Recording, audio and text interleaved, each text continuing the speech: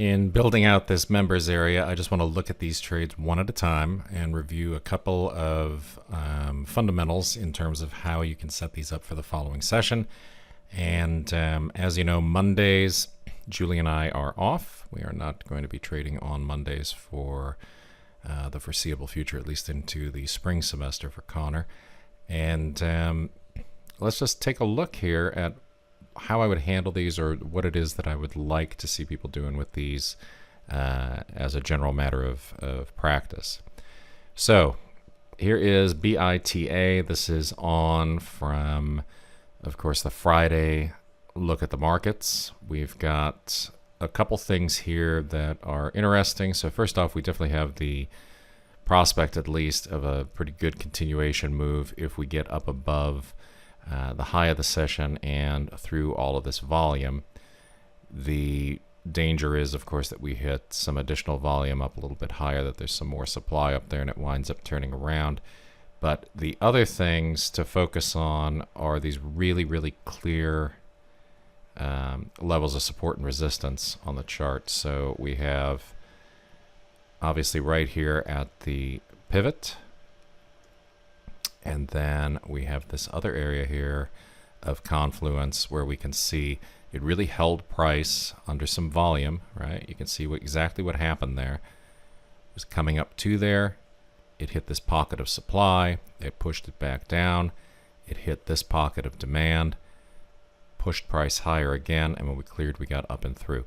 So for Monday, you're going to want to look at that 36.27 level, 36.53, and then obviously the move up above the high of trading. But that's the game plan for how I would be looking at this one, and we'll just have a look and see what happens on Monday in terms of trade management and how this one will wind up playing out.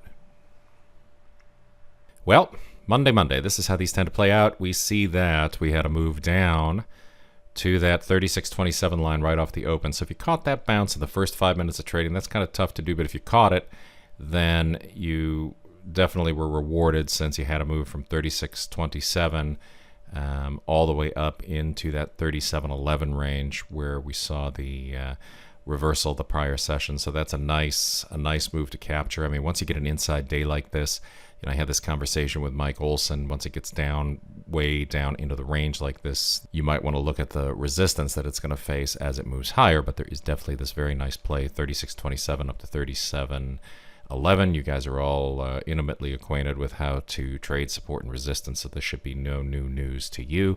The next place that you'd be looking, I think we talked about this in the video over the weekend, $36.53. That bounce again up to 37.11. That was a good one. If you wound up taking the trade into the 37.11 move, then if you were looking at this one from the Friday trading data, you could have had a stop loss all the way down at $36.18. That's a little bit wide, but sometimes letting these swing is good for them. But in this case, BITA, it's a sponsored ADR. I don't like to give them that much room.